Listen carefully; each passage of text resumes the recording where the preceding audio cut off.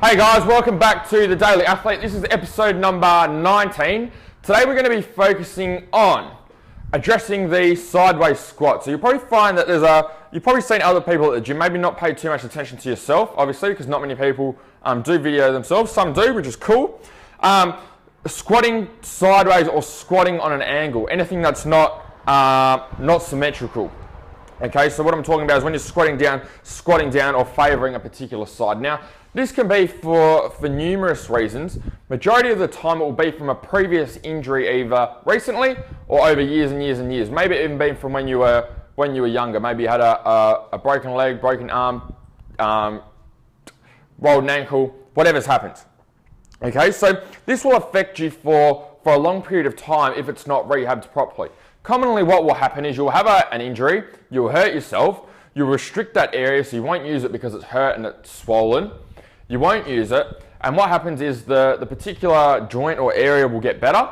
It will get better, but you won't continue to use it normal because you've spent so much time taking the weight off it, retraining your brain to take weight off that particular side.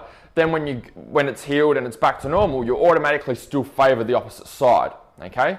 This also then causes joint restriction, so there can be tightness in the joint and in the surrounding muscles, which is going to mean that your mobility in that joint or in that area is going to be hindered. So when we're squatting, if we've got, say, for example, a common one is ankles. So heaps of people have had ankle sprains, some a lot worse than others.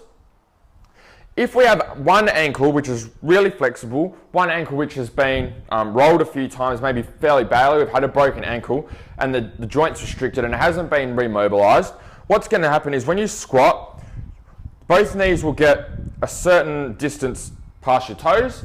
Then what will happen is one knee will stop, the other knee will keep going forward, okay? And you'll continue to squat down and you'll squat on an angle. So this is wreaking havoc on the rest of your body, specifically your back as well. Now your pelvis is going to be lopsided. It's going to be unevenly distributed in terms of muscle activation on the left and on the right. So what this is going to mean is that one side of your back is going to be stretched out, one side of your back is going to be compressed. So that's going to open you right up for injury, especially if you're doing a lot of weightlifting, heavy training. This is going to affect you a lot. With running as well, that's the other thing.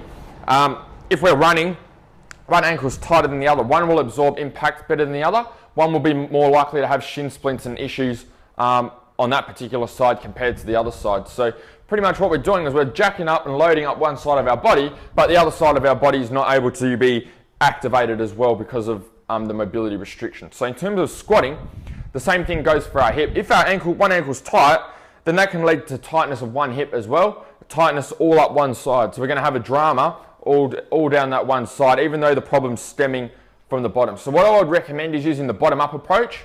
Make sure that your flexibility on both sides for your ankles is good, then go to the hips and work your way up one at a time, okay? So everything underneath will affect everything above.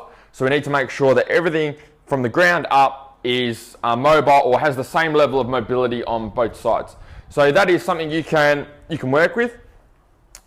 One you can go back to our previous episode and have a look at the ankle mobility. If you do that test and you notice that one is considerably tighter than the other, that would be one thing to start working with straight away. So give that a crack, pay a little bit of attention to that and take note. Even take a video of yourself from behind or in front and see how you go. And make sure that everything is nice and even. So give that a crack and see how you go.